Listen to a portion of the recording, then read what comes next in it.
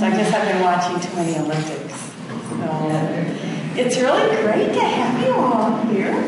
Some of you haven't been here for a while, and some of you are brand new. So what we're going to do, what we usually always do, is we start by introducing ourselves and sharing a little bit about what we do and who we are. So I'll start with me. I'm Corinne. Celebration of Spiritual Awakenings has been going on for about 3 years now, or almost 4. And we come together regardless of our faith, or what we believe in, which is pretty unusual because most celebrations have a common thread of you have to believe like I do or you're not welcome. And that's who we are. We're the ones that say, wow, you believe this way? Tell me some about it. And that's why we all share. We all take time to speak. It's great. We all have our gifts and our talents. And the only thing I request is that we respect the speaker and that we respect each other. It's fine to disagree, but to disagree in love, because we believe at Celebration of Spiritual Awakenings that love is the highest law that's ever been given. And I know you all agree with that too.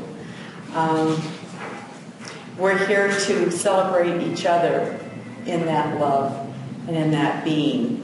Since we're in a fire station, you will probably hear some fire trucks leave, especially if we're going to get a rainstorm. So don't be alarmed. Sometimes they speak over the loudspeakers, and we just kind of ignore it and kind of go on. They're nice enough to let us use this room. So we just appreciate it and don't mind any interruptions. So tonight, we're here, and we're going to talk a little bit about spirituality in the workplace, which I know you all are interested in. Whether it's a workplace of an employment where you get money, or whether it's a workplace of volunteering, or whether it is your workplace.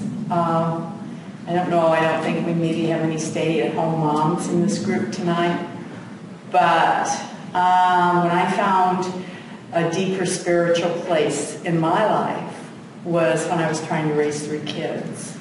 And I really needed to reach out and ask for the fruits of the Spirit because I had no idea how to direct or control the kids. So I think that we have to use our spirituality no matter where we are. So again, my name is Corinne. I do spiritual counseling. I do weddings. I do renewal of vows. I visit the sick.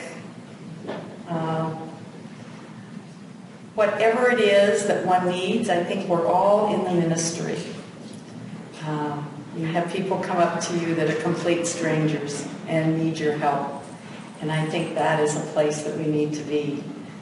It reminds me of a story of 2 Buddhist monks were walking very quietly, silently along their day. And they had taken the vow, becoming monks, that they would never, come within a foot of a woman and, of course, never touch a woman, not even a handshake or anything. So they're walking out in the woods and enjoying the serenity of God, and climbing their mountains. And they're very strong monks because they did a lot in nature. And this woman comes running up to them, and there's a river there. And she said to them, she said, please help me, I beg you, help me. I am terrified of water, and I have to get across the river because my child is over there.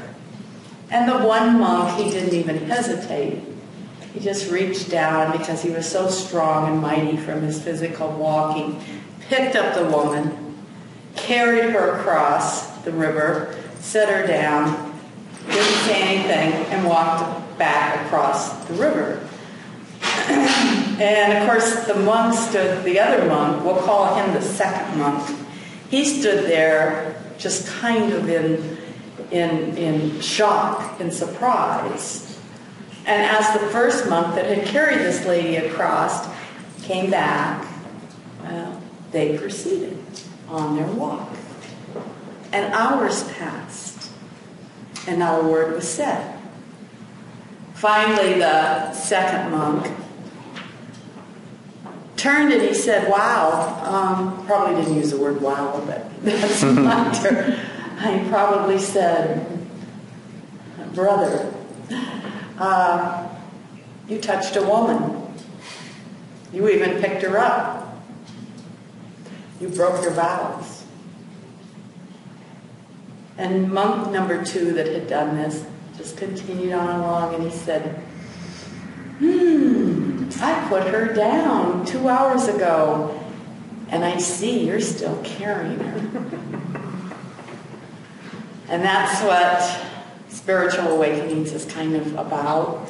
We come here sometimes when we're still carrying some of the hurts within our hearts, when we go through trials and tribulations.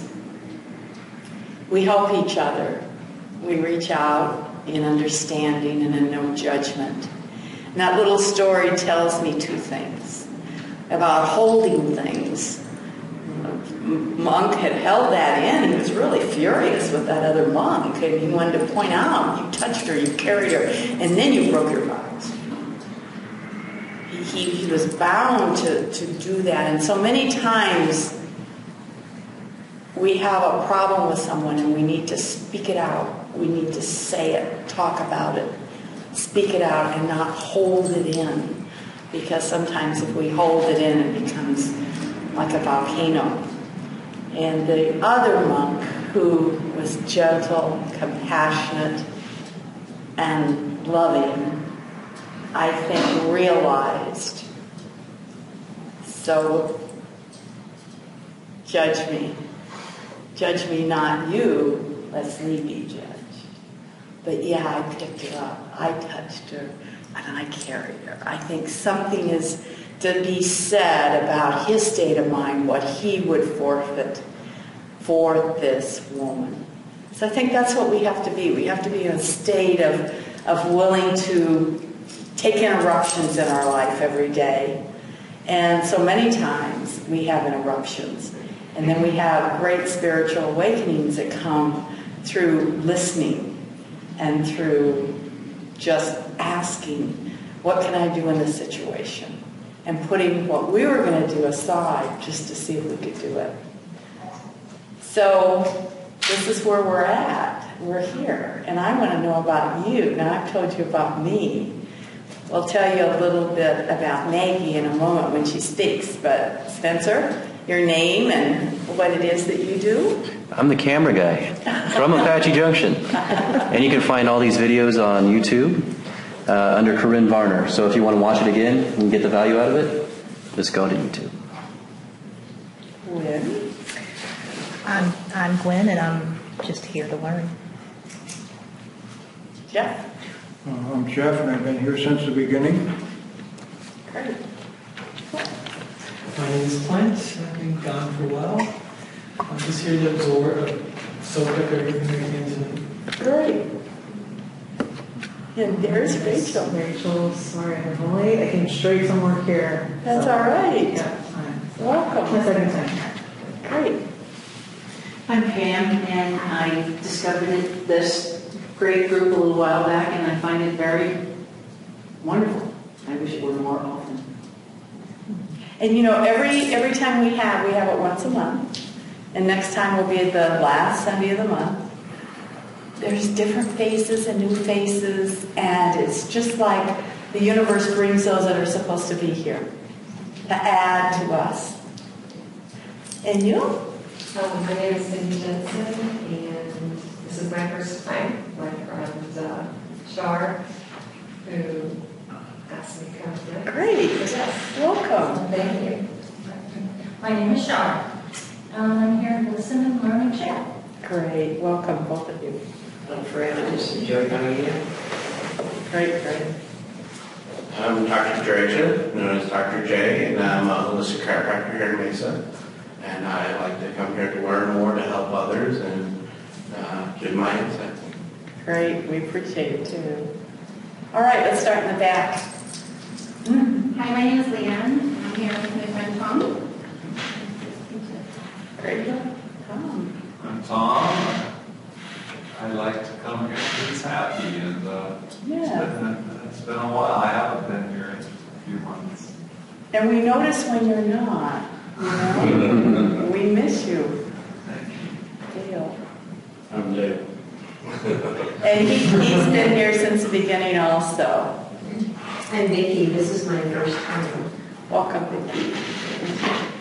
I'm Lou. This is my first time. So all you first-timers and all you old-timers, you get to know each other, make each other feel really welcome. Our guest speaker tonight is Maggie Young. And Maggie is an ordained minister.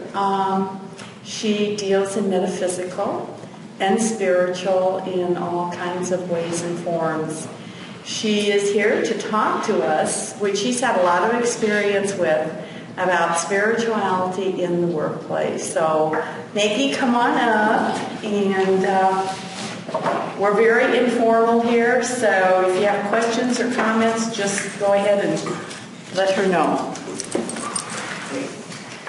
Okay, well, let's see. I found a quote today that I thought was, I reached out and grabbed me to share with you. And it's from Albert Einstein with one of his, classic pictures. And it says, everybody is a genius. You listening? Everybody is a genius. But if you judge a fish by its ability to climb a tree, it will live its whole life believing that it is stupid.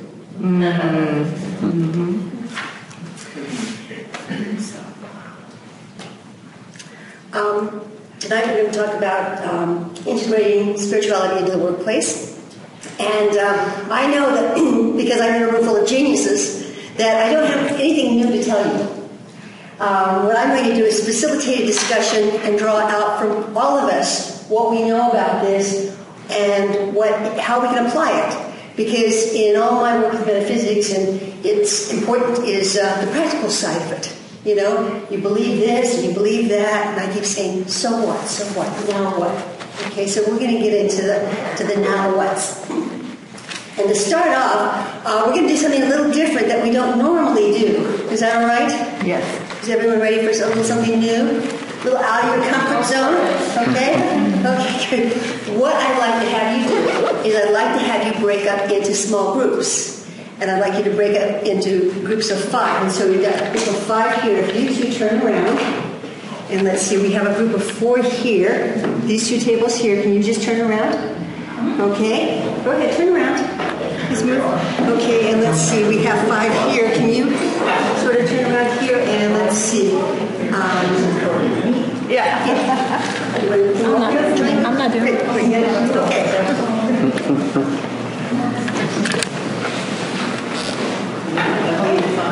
There's Jeff, Clint, Okay.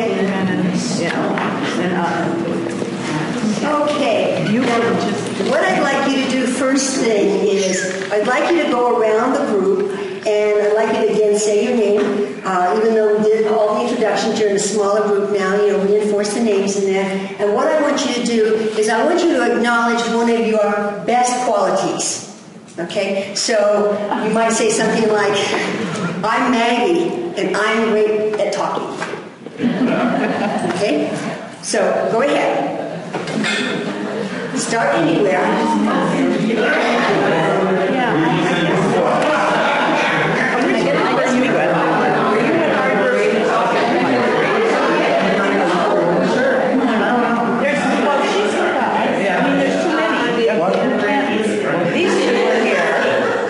Okay, you 3 and these 3. That's good. That's good. Keep it to 3.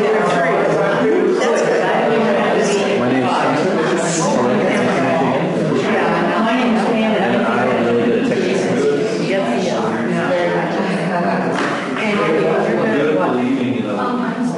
Sarcasm? Great sarcasm. And what's your name? Mine. Okay, when the group is finished, just raise your hands. I'm good at compassion.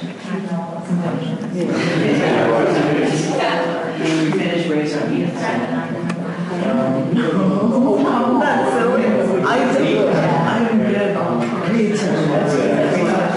good.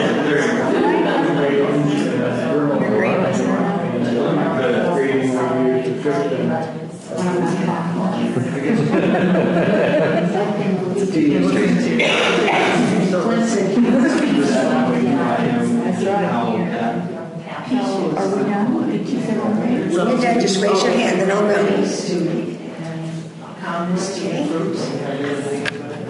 And we're done. When you're done, so all of you, not around the group, just raise your hand.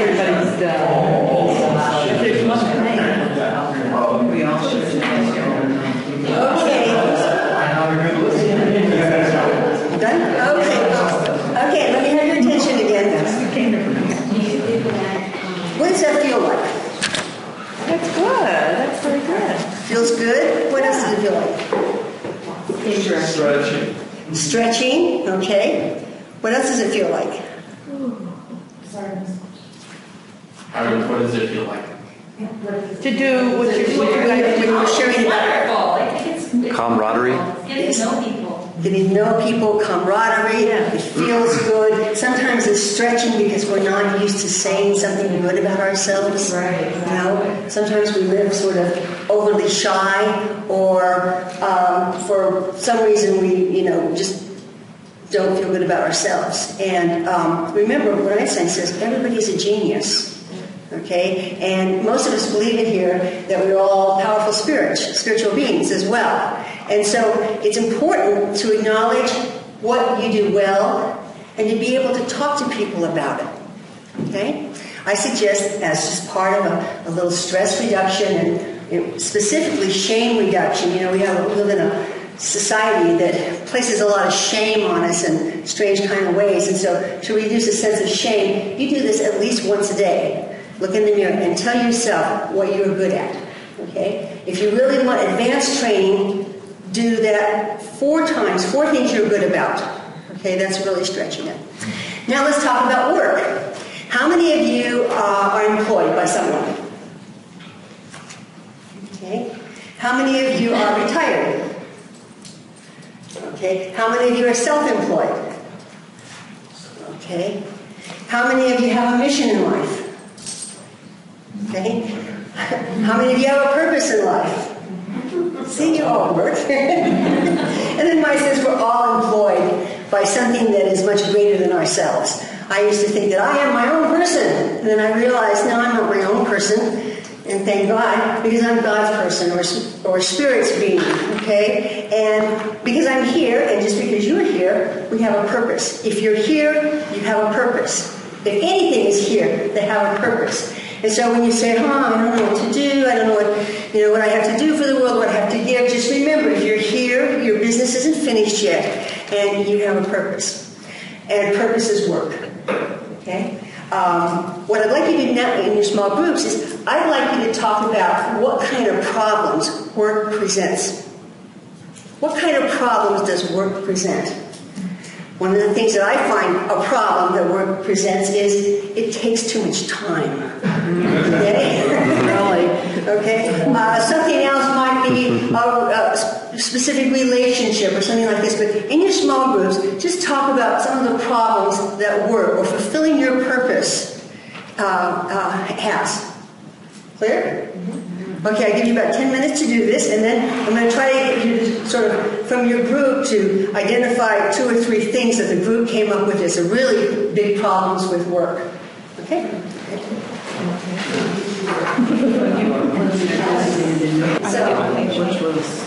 Okay, what did you discover? What? I'm going to sit down here so I can write. I didn't bring things to write up here, but I want to kind of capture some of the things that we come up with. So let's start from the back here. So what kind of problems did this group here discover with work? We don't have any.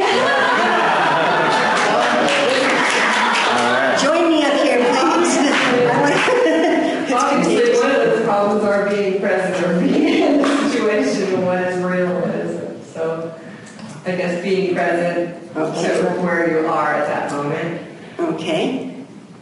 Yeah, it's kind of about that and the choice, right? The choice. So we talk more about the solutions. Okay.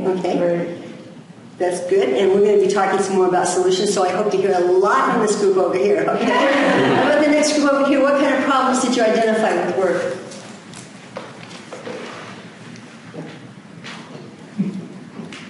Not to go to sleep. Boundaries, balance, pressure.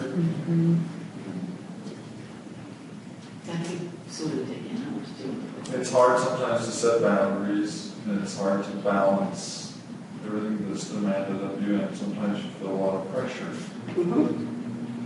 Anything else?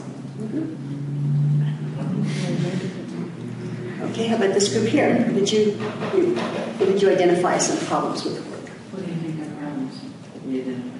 Well, I kind of point out the whole paradigm that's created from us going to work for a paycheck is at fault. The whole paradigm causes imbalance and it fragments us, creating divisions and different, just fragmenting the whole. The goal, I believe, is to achieve wholeness, first in ourselves and then in the world altogether. So I just, went straight to saying that the whole paradigm is flawed.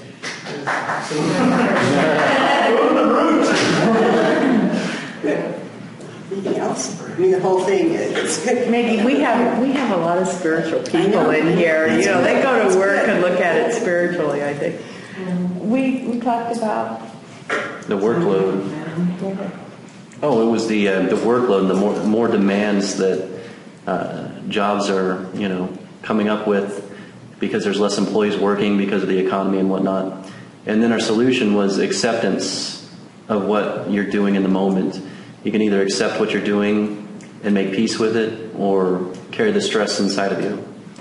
So that's something we're working on. Excellent. Okay. Well, these are good problems, and we'll actually come back to some of these down the road a bit here.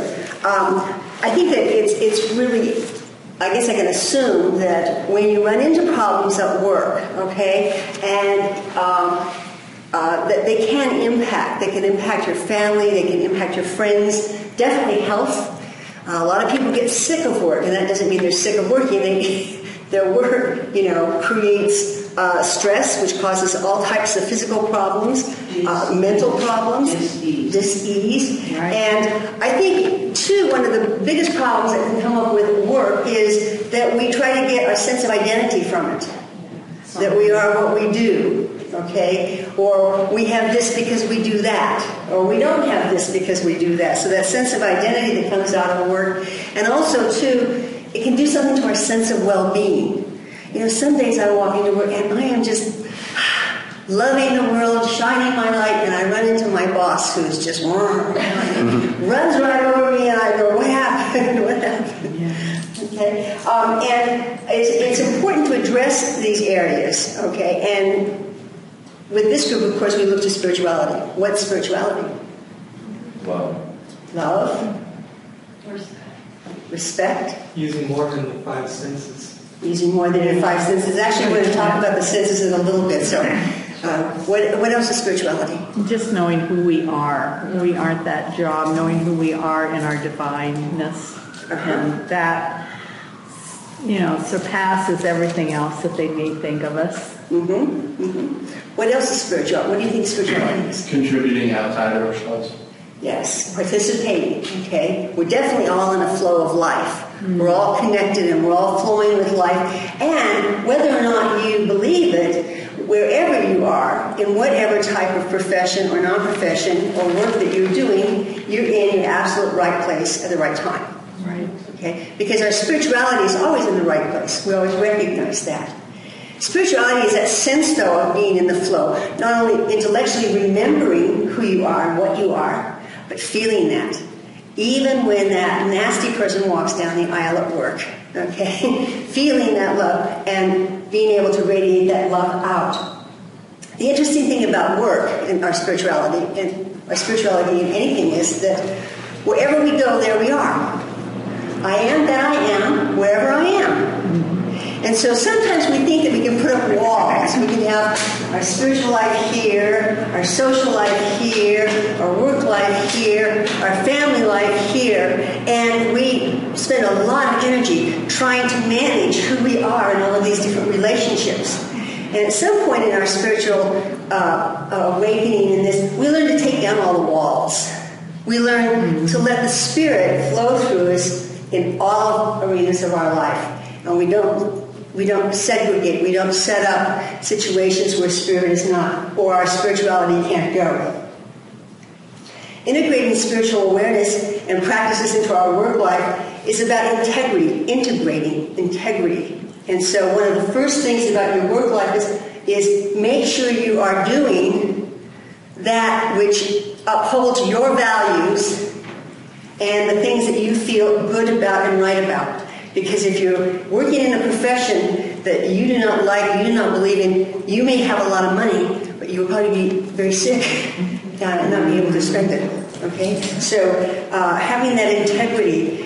Integrating also means balance. When you think of integrating something, it's a flow. And that means our mind, our emotional nature, our body, and our spirit. Allowing all of those to be present and alive in the workplace. And I'm going to get to some specifics on how we do that in just a bit. But first, let's talk about the senses. You all have 5 senses, right? Do some of you have 6 or 7 or 8? Mm-hmm. Yes. Okay, I'm going to pass out these cards, and first instruction is don't turn them over. I'll have you turn it over at the right time. Yeah. Let's see here. You guys these two right here. One, two. Yeah, that is good. Thank you very much.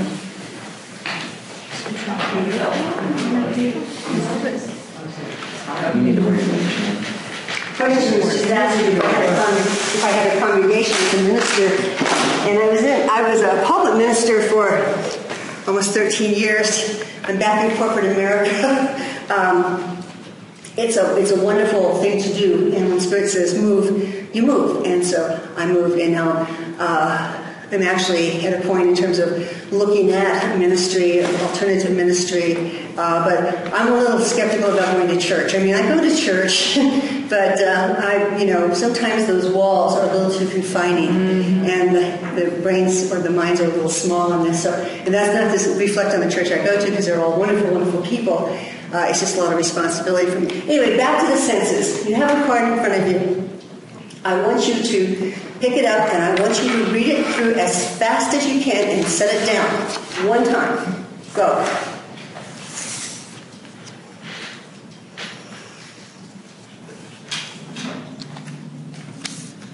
Fast as you can and turn it and set it down. Just one time.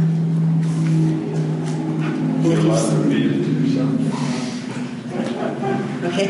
It doesn't have to make any sense. This is not something that you're going to try to do mentally, okay? Now I want you to turn it over, and again, as fast as you can, I want you to read it one time.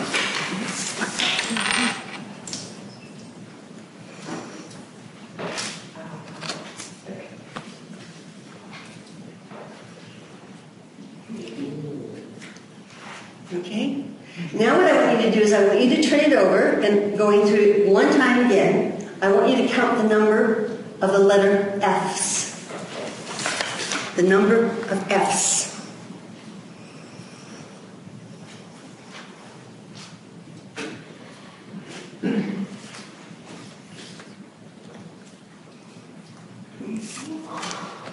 How many F's? 3, 5, 3, 5, 4. You all got the same card, didn't you? 5. 6. Okay, 5. Okay, those of you who only have 3, would you change cards with another person just to make sure you got the same card? I counted 4, but there were actually 5 that I know of. Okay, and count again. Yeah, go ahead, count again. How many F's? I found one more. Yeah, I did. There's 3 F's on this card. There's 3 F's on that card. On the other one, we have.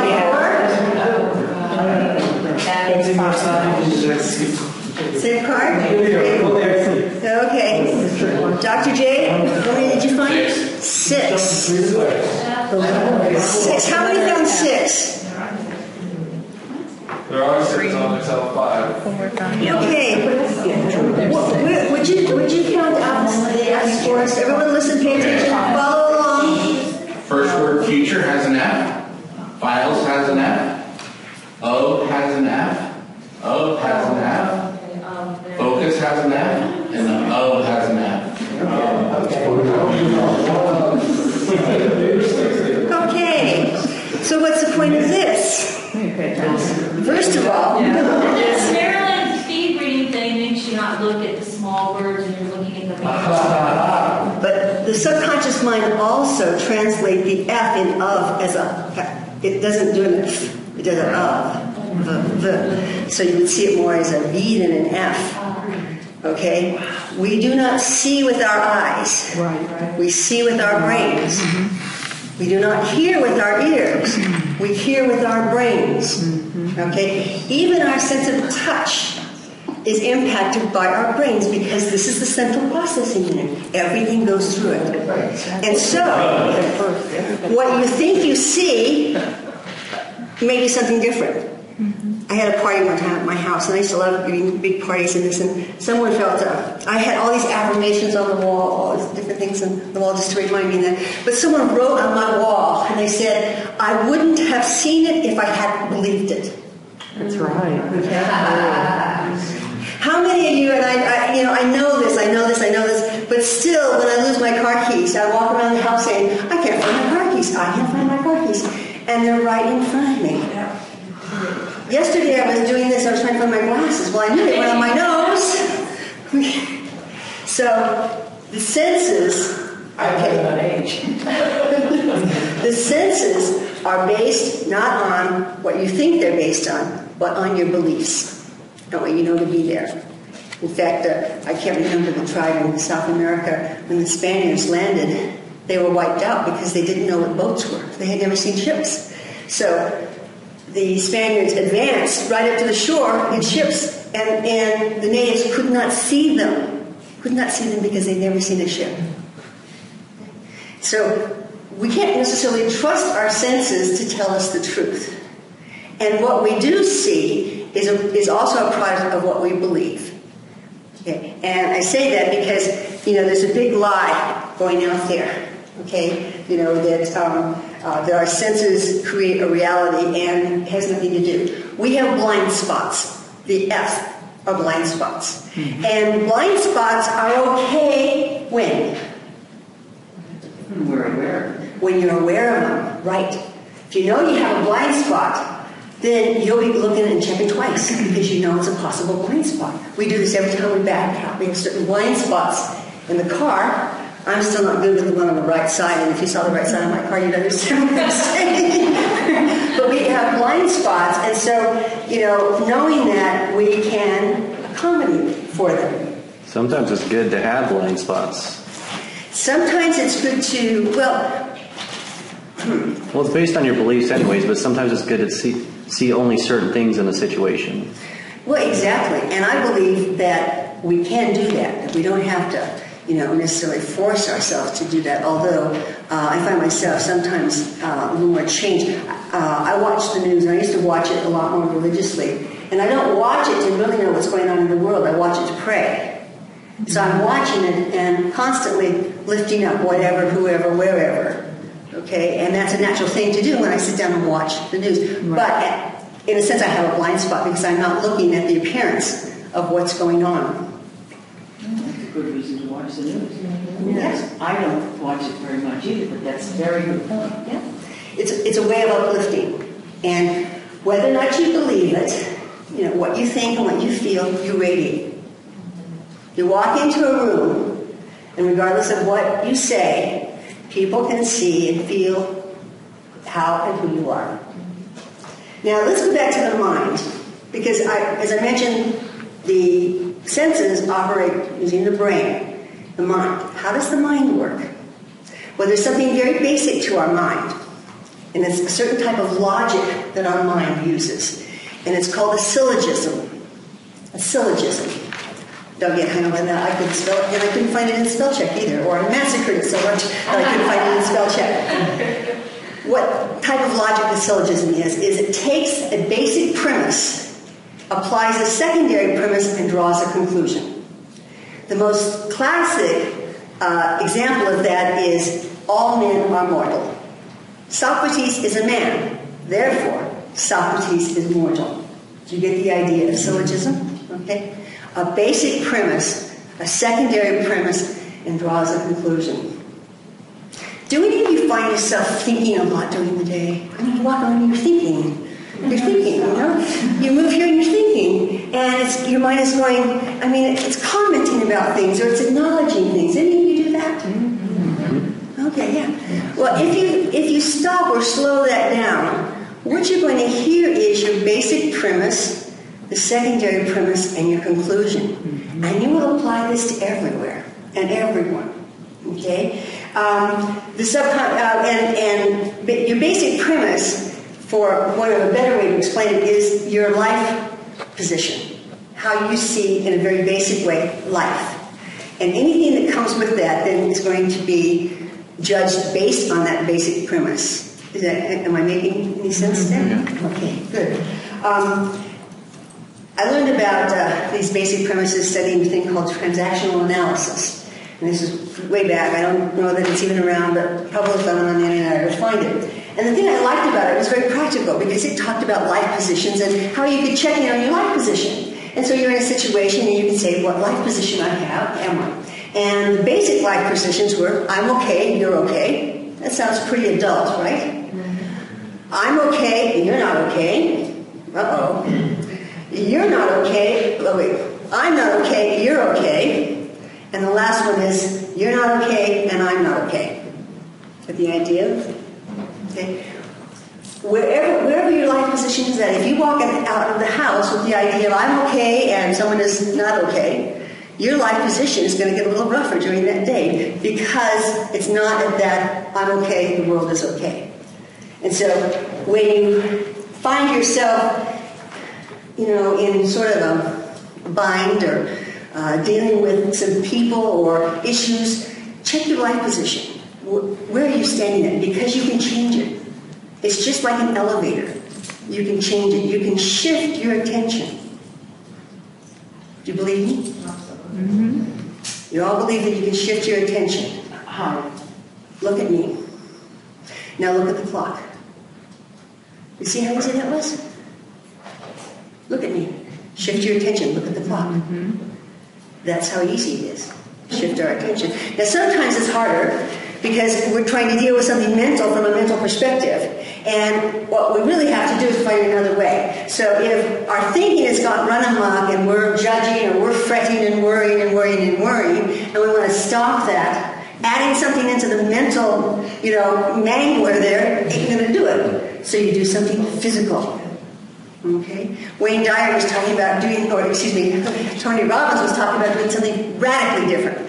If you are stuck, if you're having trouble concentrating, having trouble making a breakthrough, do something radically different with your body. Like jump all around.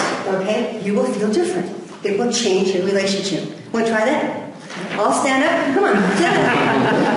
We're almost at the 7th stretch here. Okay, now do something radical. Radical with your body. Come on, there.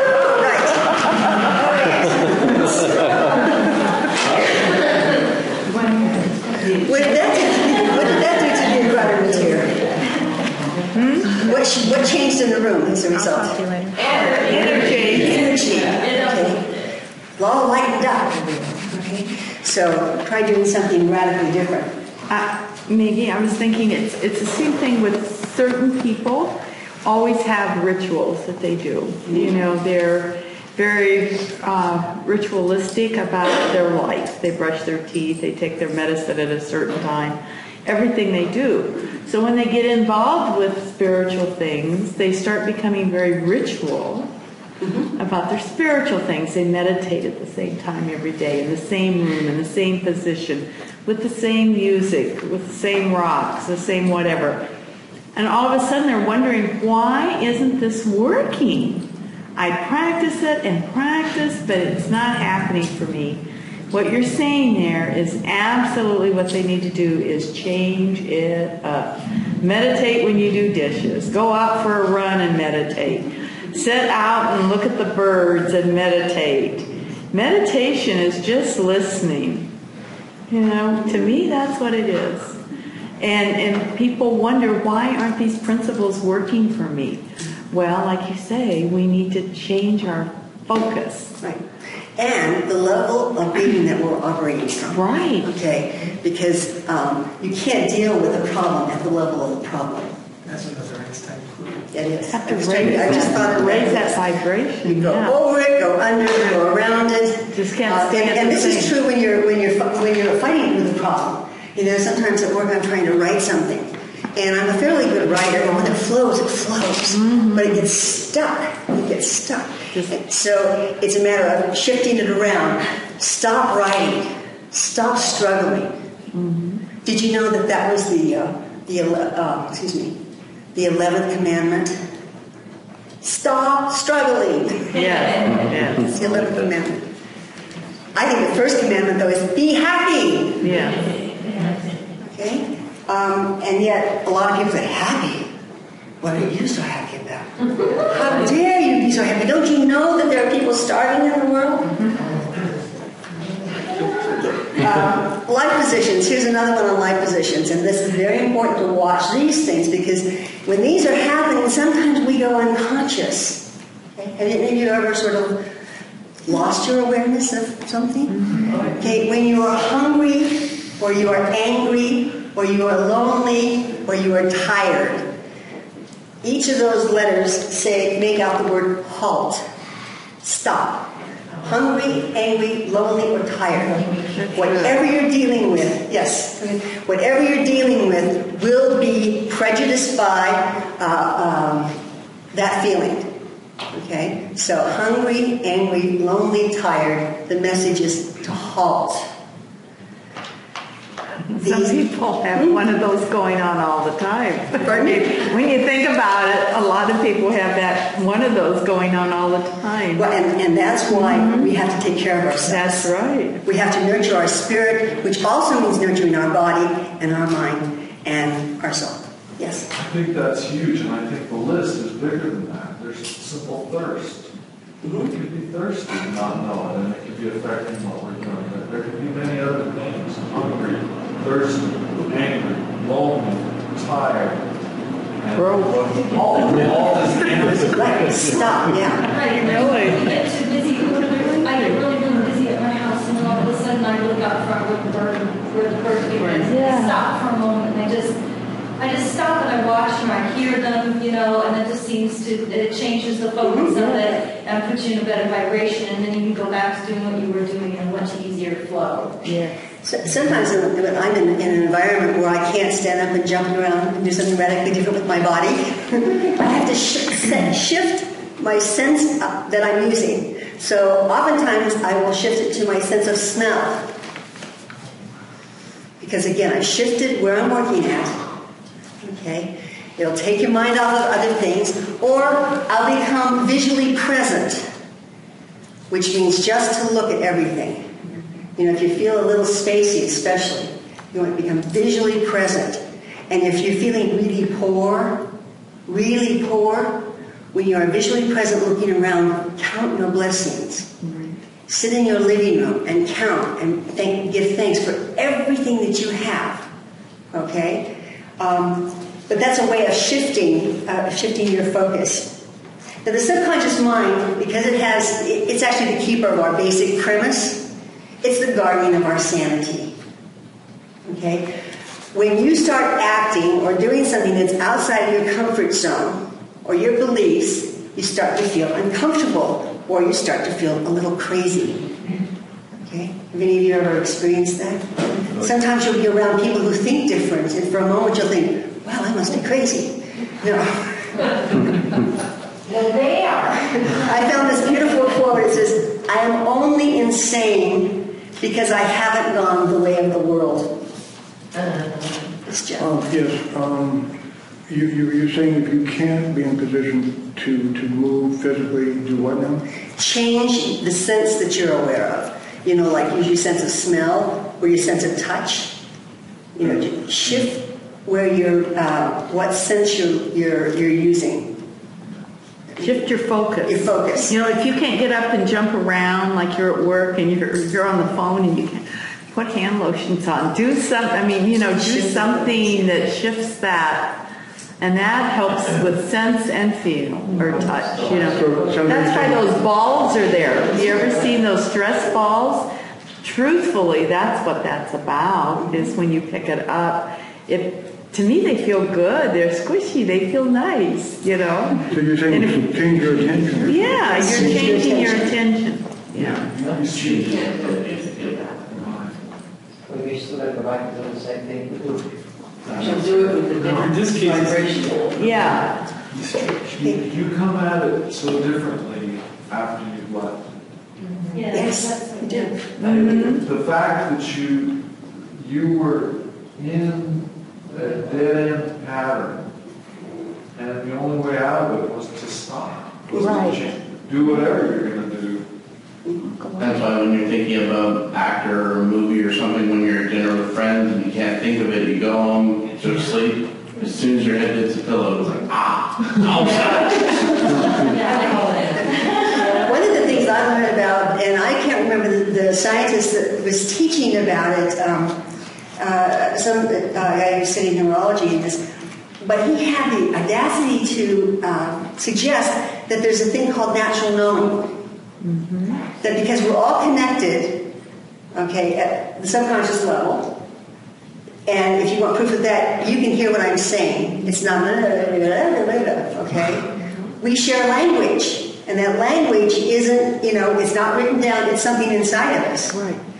And so, lost my train of thought. Well, there's another theory like that that's called the 13th monkey or something, where monkeys in Japan, like, they dropped off food and it was different for them, but not until the 13th monkey decided to jump in did they all jump in, and then they noticed that once it started to gain momentum, it was faster for monkeys on a different island already knew that, hey, this food was okay.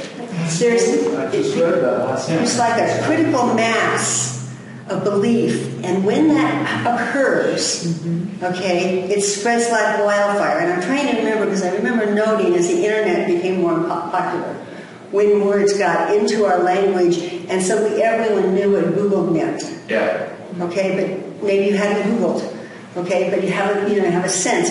And actually, you can find that these kinds of things, they can actually flow through the population. So like California might have an idea, okay, and it might take 5 years to get to Iowa, okay, but as that critical mass flows, it's as if we've known it all the time, all the time. And what I find interesting in the workplace is that if you can help set the tone or some way to encourage what kind of beliefs and what kind of operating stuff you're working with, it can be powerful. I used to work as a corporate trainer, and we saw just incredible productivity improvements, better morale, because we taught people, to believe in themselves, to talk a lot about what they did well, okay, and to engage with their dreams, and to understand how their brain worked. And it was very exciting. It was wonderful. And so if you're in a position, and you are in a position just in terms of how you talk to people and what you leave up on your wall in this, going back to this idea of your life position, no matter what you do, you can't outperform your self-image. And our self-image can change. And we can't outperform it. We can change our self-image, which changes our performance. I started off in my early ministry days counseling a tennis team of all things, the University of New Mexico. I was their sort of like their sports medicine coach. I would help them visualize their games. Okay, I later moved on to helping people take bar examinations and this type of thing. But what they would do is you teach them to rehearse the game. When we start our day out, it's probably good to look at what's going to happen over the day and even to spend 2 minutes rehearsing. Okay? Because when you rehearse something, it's no longer strange. You're no longer out of your comfort zone. So the more you rehearse something in a positive way, the way you want things to go, the better chance you'll have of not freaking out when everything starts going your way. I sometimes do that. Everything's going my way. Oh my God, what else is going to happen? That's insanity. Yes. One of the things that I found helpful is to remember who I am and to bring that energy into my being, and it tends to stabilize me. For me, it's jumping out. It's just a simple motion and bringing the power down. We're actually going to talk a little bit about working with some energy in this, because taking care of your energy at work is very important. And there's some little hand things that you can do, some ideas that you can do to help manage that as well. So we'll get there. I heard a story about this guy who was training his horse to drag a cart, pull a cart. And he wanted the horse to start and stop with certain commands. And this was a very religious person. And so the command to go was, praise the Lord. And the command to stop was, hallelujah. So he tried those commands and they worked. And then as he was going along, something spooked the horse. And the horse took off like crazy. I mean, just running. And it was running towards a cliff. And the guy was trying to remember, now, what were those commands? What were those commands? Our Father, the Lord is my shepherd. Went through all of these things, and finally, just before he got to the cliff, he said, hallelujah, and the horse stopped. He was so grateful. He yelled out, praise the Lord. Our words have power, and they move us. And the more mature we are on a spiritual path, the more we use this, the less room for error we have, which means that karma comes quickly, your word is manifest faster. And so be careful with your words. One thing I'd like you to consider is that life is self-organizing and self-correcting. Life is self-organizing and self-correcting. This is a very basic premise of science, of physics. Tables know how to be tables. Steel knows how to be steel. And if you melt steel down, okay, it always will return. You could form it, and it'll form all these different things, but when you melt it down, it always returns to its natural state. That's self-organizing. Okay? And the reason I say this is that for your work, your purpose, it didn't come through your ego to do this. You were given a little card, a little invitation that you accepted, as you came into this place to do this thing that no one else can do. Remember, the mark that you have to leave on this world is uniquely your mark. Mm-hmm. No one can do it for you. And for those of you who are like me, a little on the codependent side, you can't do it for someone else. Each of us has a unique gift and a unique talent. And because life is self-organizing, it will put together all of the people, all of the things, all that you need to actualize that. The only thing that gets in the way is our beliefs and our self-talk and not being aware of where we're standing on that life premise. It's self-correcting, and this is wonderful. Because when something is self-correcting, it says, when you make a mistake, it's going to get you back on track. It's always going to get you back on track. So we don't have to worry, oh my goodness, I made a mistake, it's all over, what should I do? Because life is self-correcting. I used to teach a class based on the work of Maxwell Maltz called Psycho-Cybernetics. And it basically, you know what a cybernetic system is? I'm trying to think, maybe they don't have them anymore. But they used to, maybe they still do have things that go up and down at train crossings, stops the car. Oh, yeah. But you know what I'm talking about? Okay. Well, the cybernetic system is that somewhere down the road, down the rails, there's like a switch that when the train passes this, it causes this to do this. Okay? Well, the theory of Maxwell Maltz is that our subconscious mind is a cybernetic system. Whatever we put in it to actualize, we will actualize. And everything comes together in sometimes the strangest of ways, especially if we believe they have to be really strange ways, but comes together to get us to our direction.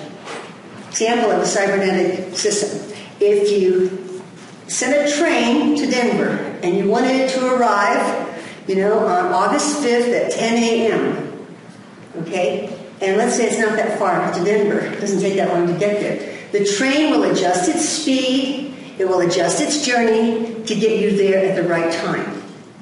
And so when we look at, what do you have to do? All we have to do is put it out there and continue to nurture it. Every day is a new day.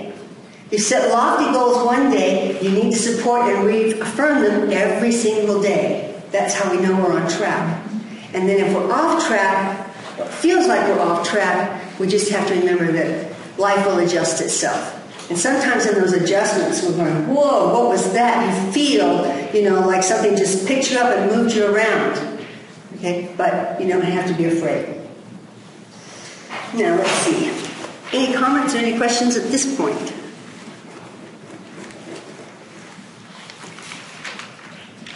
Just a side note, like what you just explained about the train was it happens in our lives. It's like Parkinson's law. Work expands to fill time. So whether we have 8 hours in a day and 5 things to do or 15 things to do, it fills up the day. And we always feel busy because we're doing something, but we forget that we can do 15 things in a day when we're only doing 5.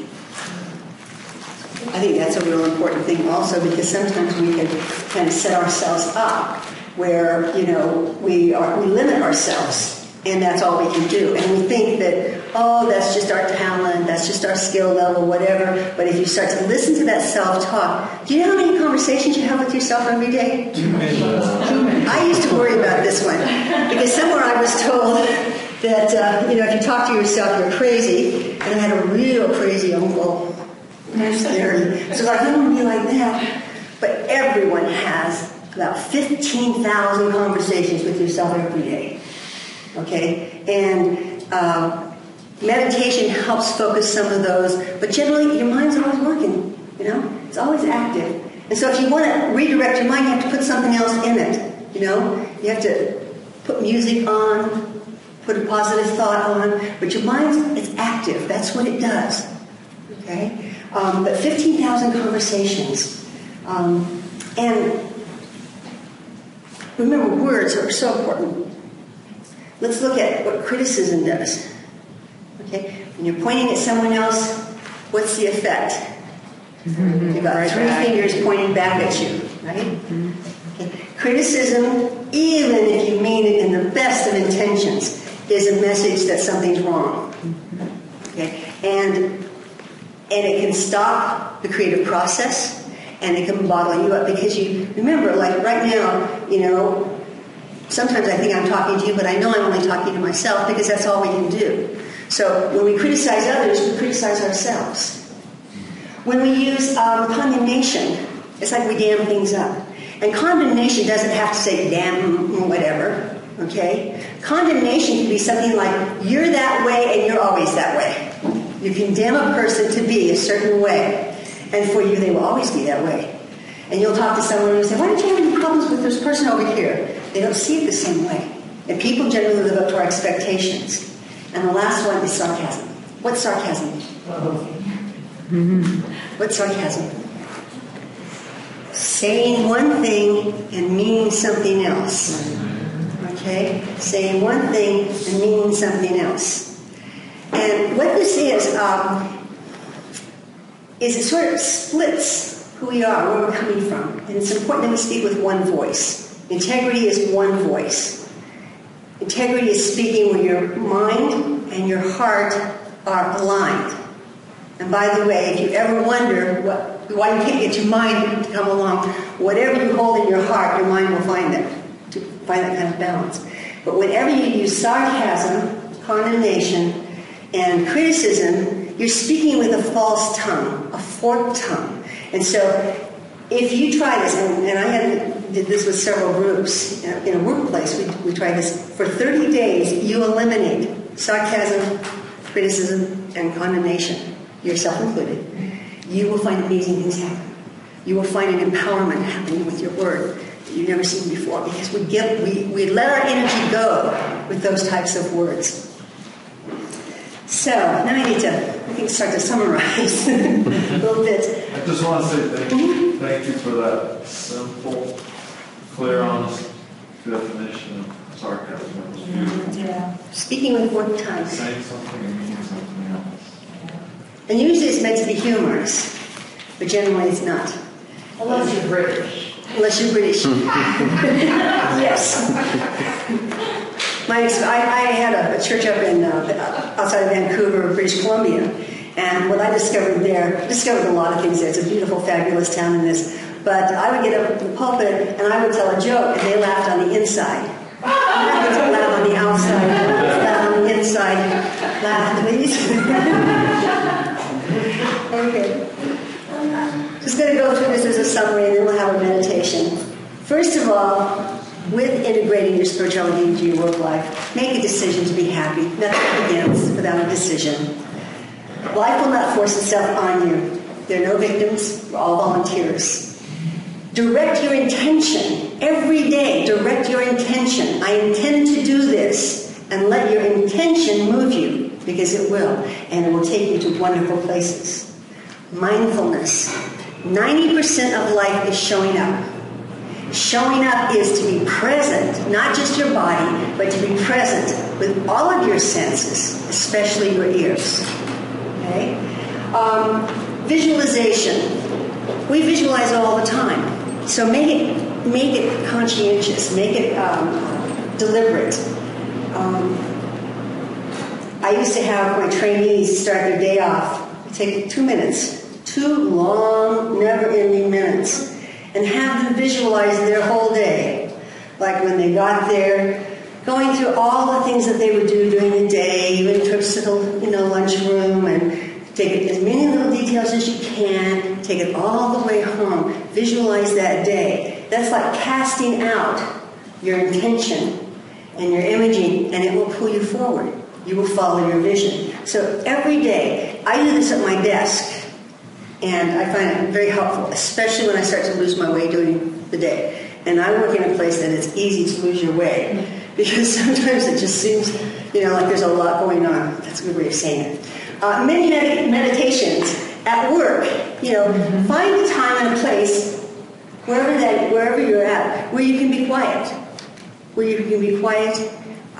Maybe it's outside where you can look at something, depending on the type of meditation you do. Keep some eye candy around you. What is eye candy? Something that makes you feel look at it. Yes. What is it? About 6 minutes. Yes. I know Whatever. I think of eye candy, and I have this beautiful beach with this waterfall, and I take little vacations there.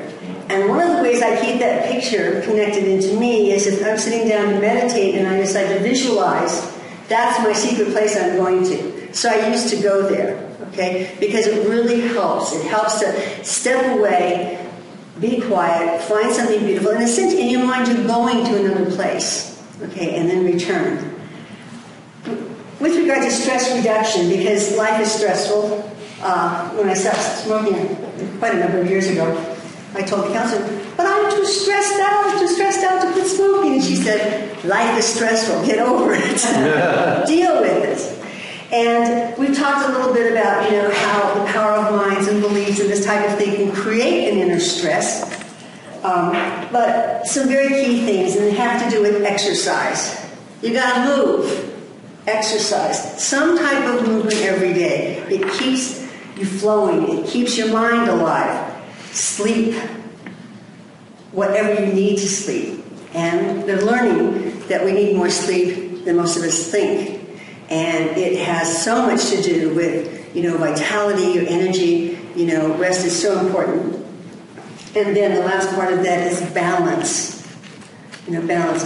If you're only doing one thing, if you want to have balance in your life, where you have social time, work time, reflective time, as much balance as you can, because when things get out of balance, it tends to be when we get diseased or have problems. Now, people or situations that drain you, and I think this is important that before you leave your house, that you protect yourself. Okay, and there's a Bible story, and I do a lot of metaphysical Bible stuff, and I don't need to offend anyone who doesn't like the Bible. This is just the metaphysics of the Bible. But one of the stories in it is early in the book, when Adam and Eve are being cast out of the garden, they get clothes. They're clothed.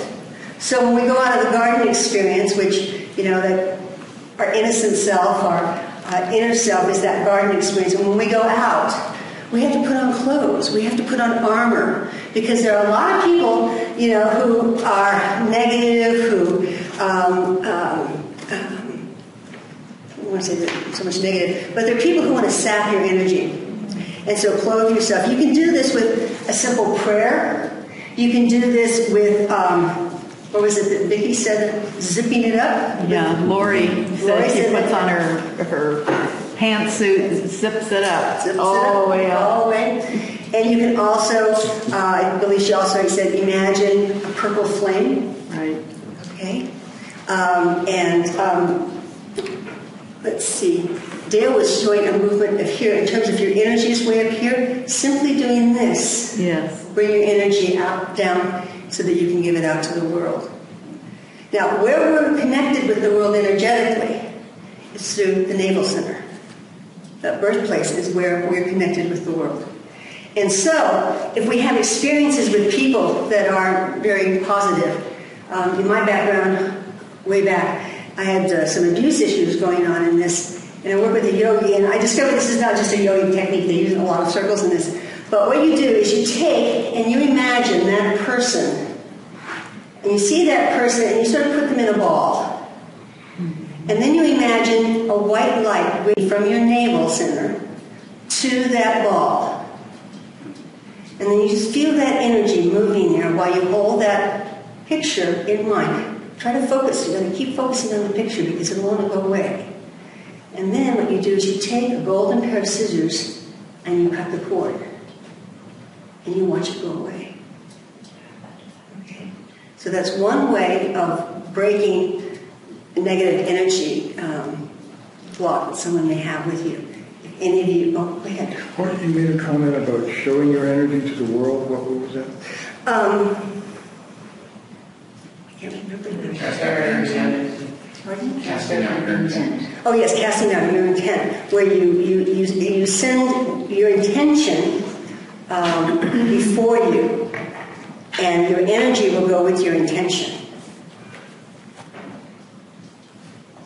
So I tend to have a good day at work. I intend to have a good day. And if you make a plan and it doesn't go exactly how it's supposed to go, and you have too many errands to do, it doesn't mean you can't get them done the next day. That's right. Yeah. Like, oh my gosh, and then worry about how you're going to try to get it all fit in. Well, I just couldn't do it today. That's okay. I have a special talent. When I start to drop things, I go, oh my God, I'm dropping things. And I can just keep dropping things and dropping things. Yeah. I just tell myself, stop that. And it's just what I'm telling myself, and it literally makes my body act in a different way. It's One thing you women will appreciate when you give birth, they sever the cord. If you consciously sever the cord with someone else, make sure that you seal it in your own body. Yeah. So you cut the cord and then you seal it. Yes. What would the items that we need to give up for 30 days? Sarcasm, criticism, condemnation? And just those three? Yeah. Okay. Just those three. And any others? Any others? It is fascinating. I used to consult with some businesses in that, and it was so dynamic because we go through, all the stuff about self-talk and all that stuff, and then it came down to the catcher was for 30 days, eliminate all criticism, all condemnation, all sarcasm. Well, yeah, sure. The office would be so quiet. People just really quiet. And then the next day, people would be chatting a little more, but you'd have, they'd be catching each other. Ah, there you go. That's condemnation. That's criticism. Lawyer's office, I forget where, outlawed gossip. He said if you gossip, you can lose your job. If you have something to say about somebody, if you don't want to go out and tell them to their face, don't say it. So, and it actually freed up, a couple people lost their jobs up front, but then once everybody learned how to go with that flow, whenever they were irritated with somebody, they would walk up to them and say, that hurt my feelings, it was done. Right. Right, and Applebee's has that same kind of policy, is that they are not to gossip. It can be so toxic with a group or in a family. I think sometimes, someone will say, well, gee, I don't think I'm very critical of anyone. And they're being honest. They're really examining maybe that's something they have overcome and learned about in their life. But some of those people that I have counseled that are not critical or judgmental of someone else, I find in their speech they are very critical and judgmental of themselves. So they say, oh, I'm lazy. Oh, really? It's going to bring more lazy. I'm stupid. Or I told myself this morning, boy, how can you be so dumb? And it is just degrading of self with that divine awareness.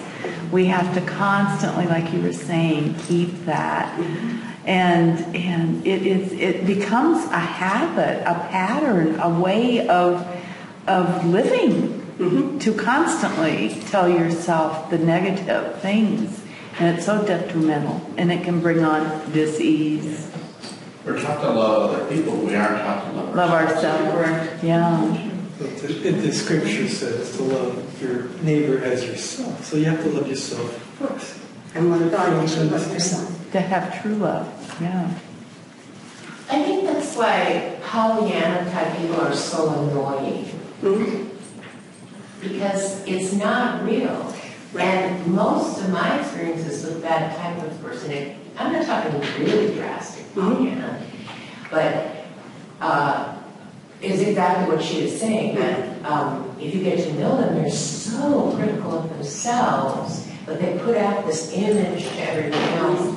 I actually got a button at Changing Hands that says, thank you for not being perky. That's good. I was at a conference this past week, and it was with a lot of people who are into New Thought, okay? And part of the thing is, don't acknowledge negative appearances, okay? And I totally appreciate that. But the point was made, you have to acknowledge what you're seeing. Because if you don't acknowledge what you're seeing, you cannot understand what life premise keeps setting that up for you. Right. And so when you monitor your self-talk, which is just to observe, when you start to work with changing it, it's so important not to put yourself down or to be critical, to condemn yourself for it. Because, you only can learn if you can be honest with yourself. It doesn't mean anything has power. Okay? Sometimes not acknowledging it, like the Pollyanna, I'm not seeing this, but they keep seeing it. The subconscious mind does not understand the word not. So if you're saying, I'm not going to do this, you're telling your mind, I'm going to do this. So it doesn't understand the negative. It only knows yes. It only knows yes. So basically, you start suppressing something you don't like, you need to comprehend it so you can change it. Yes, exactly. Exactly. If you feel generous and you can do me a favor, it would be when you see someone else declare the truth. This is a divine being, and so am I. Or a spiritual being, if you like spiritual. Okay. But what you declare that other being gives them power to make the step to manifest that truth in their life. In the beginning of your talk, you were starting to talk about blind spots. Would you talk a little bit more about that? Well, like with the card, okay, there are things that the eyes don't see. The first time through, the things that the eyes don't see on this card because the subconscious mind holds it as a different sound. Okay, and our subconscious mind is essentially the container of all of our beliefs, everything we've thought, everything we've said, everything we've experienced as well. And our subconscious mind is also the thing that keeps us sane. So things are acting according to our beliefs. Okay? But we know that the eyes don't see what's there. They see something different. So that's a blind spot. So let's see if I can give you an example. Well, I can give you an example, Okay, and you can tell me about this, because it's come to my attention through various experiences through the years that I think I'm going to say had a blind spot about alcoholics, because they kept coming into my life. And I'm not a drinker, and so I didn't see this, and it was at varying levels of both their level and what my relationship with each of these people were. And I was just wondering what you would think about, because I kind of concluded that since I had an alcoholic father, I'm a child of an alcoholic, somewhere along the line, it was okay. Because I loved him, because he was okay. He didn't beat us or anything, So I'm wondering if blind spots occur because of life's experiences that we pushed aside. Would you agree with that? Well, I think they can, but I think they're more like things that you've been taught is true. And what we underestimate is what we learned pre-verbal. Before we could talk, we couldn't say, now, would you clarify this for me? Okay, and what is the age children start to talk at? 2 or 3? Okay. So for 2 or 3 years, they've heard every word that's said around them, and children up to probably 12 or maybe a little beyond that, they can't differentiate what's true or what's not. Like, if you listen to a child tell a joke, okay, because they don't understand humor. They don't understand a double meaning. So their jokes always go flat, okay, because they don't get it. As adults, we think they get it, but they're wired differently. And so there's a lot that we get pre-verbal that at some point I think comes up to bless us to release it. So it's sort of like you learn it through life's experience that what you thought was normal isn't, that there's something else.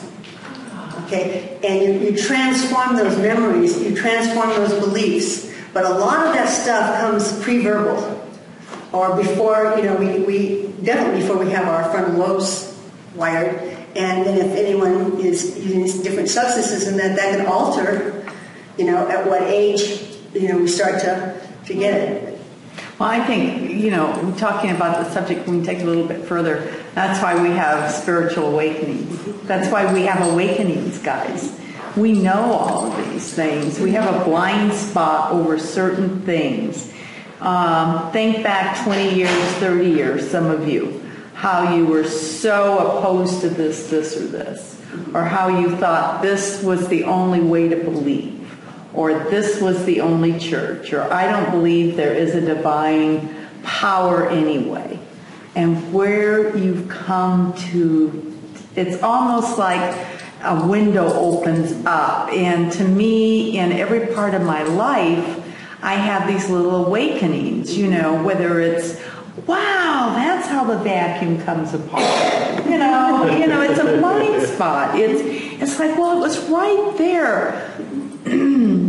I have a deal with my angels, okay, that when something's going to go wrong on spiritual awakening night with my car, they let me know hours before it happens. And it's happened. They've told me, go get your tires checked, and I had a tire going flat. They've told me to go out when I didn't want to and go to Walmart and have my battery changed, and the guy asked, did you have to have a jump to get here?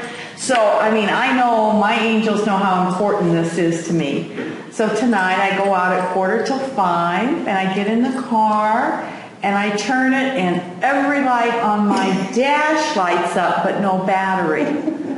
And I said, first stop, honestly, was, Where are you guys? You didn't let me know. Hey, what is it? What is it? I got out of the car. I thought, okay, I'll call my neighbor, borrow his car. And it was like, stop. It was almost like my spirit giggled. I thought, okay, get back in the car. I know. If you leave your car and drive with my car, it will never, you won't hear a battery turn over, and I've never done that. I always, I must have been in a hurry to get out of the car, and I just turned it off. And I looked down, and it was almost, Gwen had given me this darling little angel that I put on my dash that has its hands open with the little bird in it, And I just sat there and said, and it turned, of course, right over. And I thought, okay, stupidity, the angels can't do much about, But I had What's that word? I had a blind spot. I mean, how many times have you done that? You think you've got something in reverse. I did that as a kid, as a 16-year-old driver. My girlfriend said, hurry, they're leaving us. So I kept putting the car in reverse and hitting the wall behind me. And they kept saying, come on. I'd say, it won't go in drive. It's just going in reverse. So again, I think our whole life has blind spots. Certain people don't get certain things that we think is true or truth. And things that I said, oh, I will never believe that way. Kind of pompous and seeing my own truth and missing the F's in it. Today, it's so beautiful to know that we every day we're going to have another one. Another blind spot's going to get taken down. So that's a great analogy you gave. I know when my mind's full as well, I can't see the solution to the problem. So I usually take a break from whatever I'm working on. Sometimes it takes me a little longer to take the break. But then I'm like, man, I got to do something else. And then you're like, oh, okay. I'm making a sandwich. Oh, yeah. Right. It's amazing. The more we struggle with something, remember that. Remember, the more we struggle, the further away we get from the solution. I realize that I don't have to solve every problem myself. Yes. So if I'm struggling with something, I'll talk out loud to the first person. They may not have a single clue about it. I have going on, and I could ask them a rocket science question.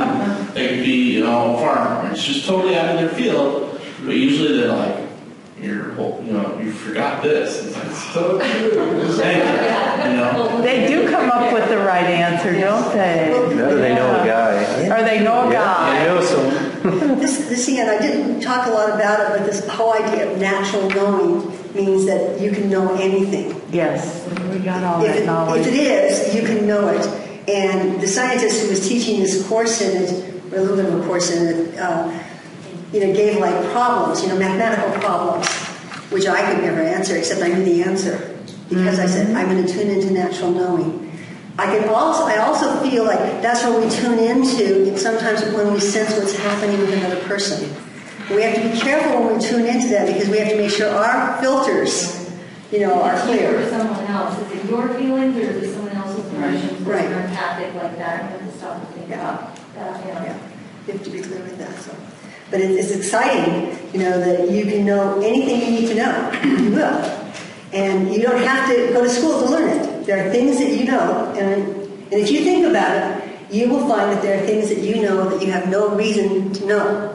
But it's this whole idea of natural knowing, which I wish I'd known that back in school. Yes. Often I think we let our logic, what we have to do, what we think we have to do, and what's set, instead of stopping and thinking, is this really my higher good or not? Am I shining forward with this or not? The thing I mentioned about the logic of the mind is a syllogism. It takes a basic premise, applies a secondary, and draws a conclusion. The logic is perfect. If the premise is wrong, the result is wrong. But the logic is perfect. Yes. And when we start doing all of the judging in this, if you even just listen a little bit and you can open your heart to yourself, you'll actually get the message, these are the things that you want to let go of. Or these are the things that are tripping you. It's good to push on the Push the belief system away. Yeah. It's like, Yeah. You push it away, but you also have to claim something because you see nature abhors a vacuum. So if you have no beliefs, you'll catch your neighbors. Okay. Mom mentality. Okay. Thank you very much.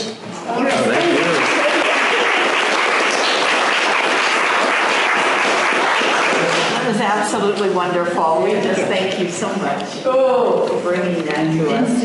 And you're all so involved, which is really super. Why don't we... We're going to have some meditation now, and what Maggie was telling us about, we're going to do in our meditation. Because I heard a couple people say, I want to do that, I want to do that. Some of you cut the cords before, and we're going to take this time tonight. There'll probably be more for you when you're home. Does someone want to get one of those lights back there? They're on the wall right there. Would you grab one of the lights? There, that's kind of nice. That's it? Yeah, we got one on. That's pretty good. So kick your shoes off or get comfortable however you want to do it, or leave your shoes on. I'm just going to take mine off.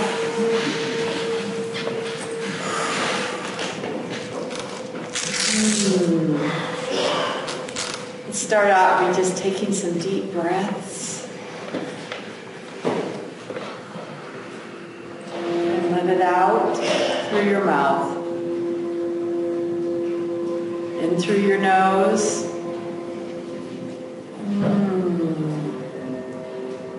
And out through your mouth.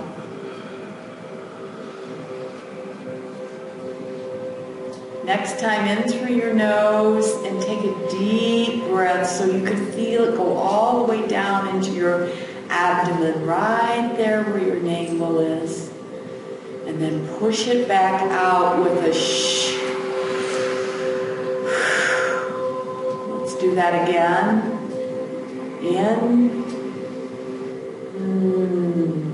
Out.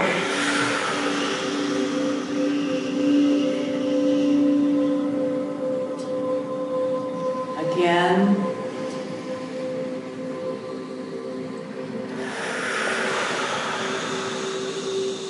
As we breathe in the breath of life, the breath of light, and we exhale all negative thoughts.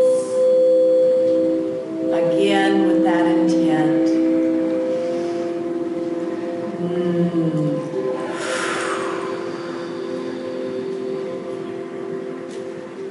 Now just try to bring yourself into that rhythm, feeling your breath.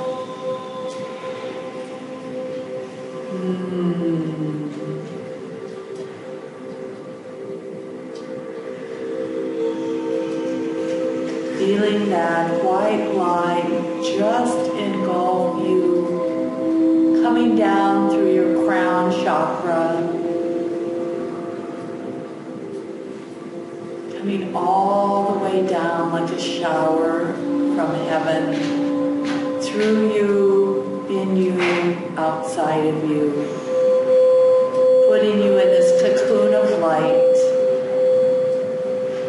breathing in, breathing out.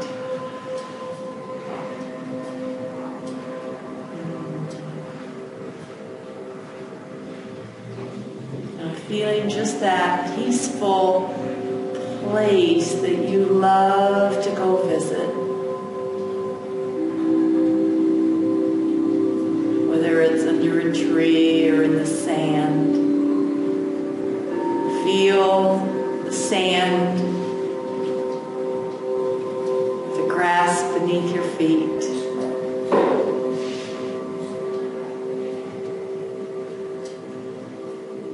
Find that favorite rock or spot that you like to set up on. Kind of settle in. Clear your mind of all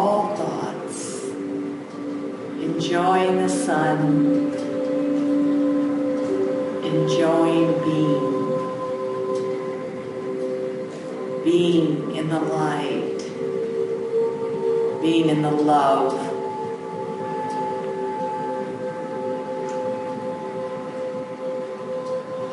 Now you see someone walking. Oh, they're about 20 paces from you. You can't, you make them out. I really don't want that person to interrupt my serenity right now. I don't want those negative thoughts.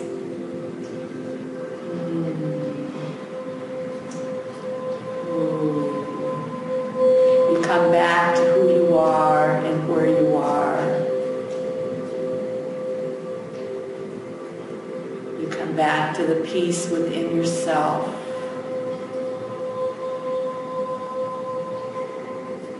You know that in that joy of the light, you can release yourself. That thought or person cannot have any control over you and over your bliss.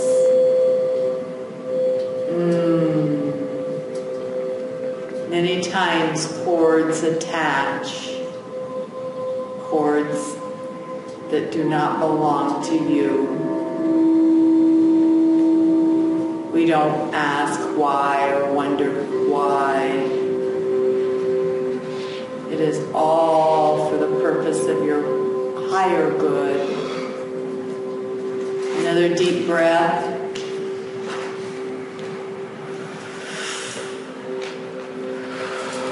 Another exhaling. This time you see lying there next to you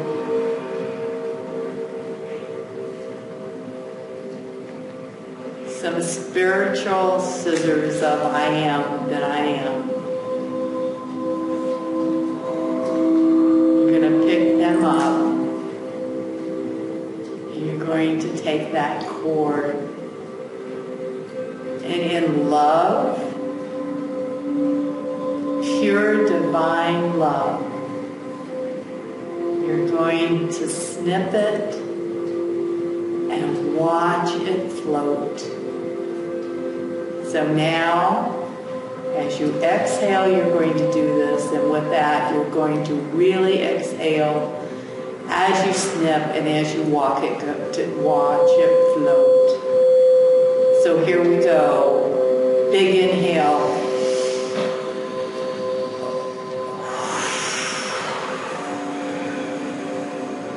We snip and we watch it float. With joy in our heart and love in our heart.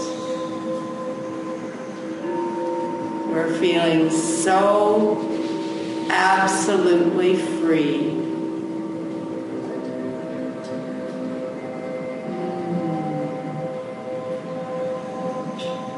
Whether it was an illness, a thought, anything that disturbs your being,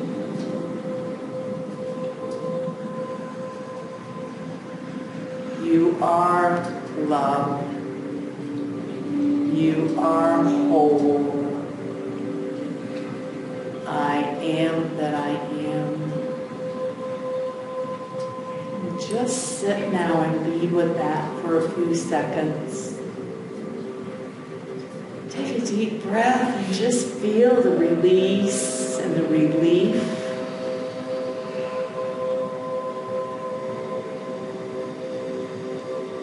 Behind your closed eyes, do you see colors? Are you focusing on colors?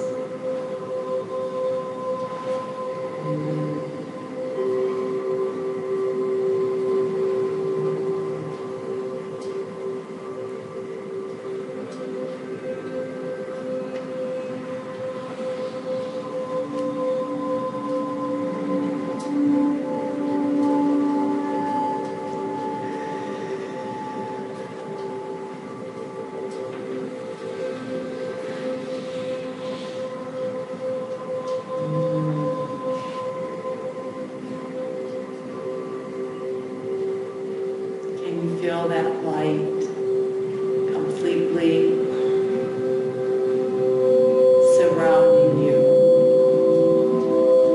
giving you energy and power.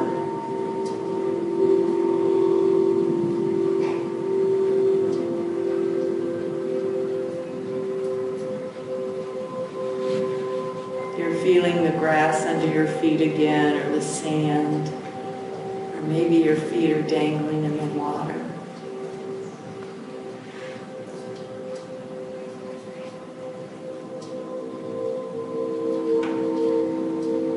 You're receiving answers and desiredness for peace and tranquility in the midst of turmoil.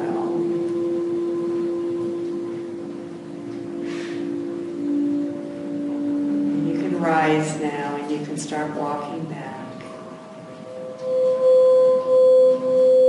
Okay, move your hands and your arms. Make a sigh. Come back to this space that we're in right now. You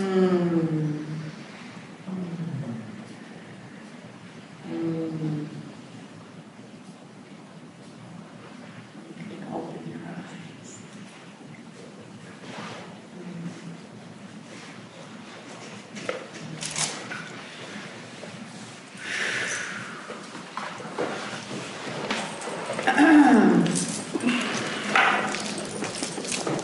Whenever you sever cord, you must seal it. Whenever you sever a cord, you must seal it. Yeah. Well, with the light, that's what I was referring to. Otherwise, it just flops around. And we your energy goes can flying. ask for it back too, anytime we want it back. No. Oh. It's the same as the biblical code. Of course, when the woman gives birth, they seal your body. Yes, Jeff. Can I make a quick statement? Yes. 2 weeks ago, I went to a meetup. 2 weeks ago, I went to a meetup where all you do is laugh. And it's called Laugh Therapy. It's Sweetheart in downtown Tempe. If anybody wants the phone number, ask me. It's a meetup. Laugh therapy.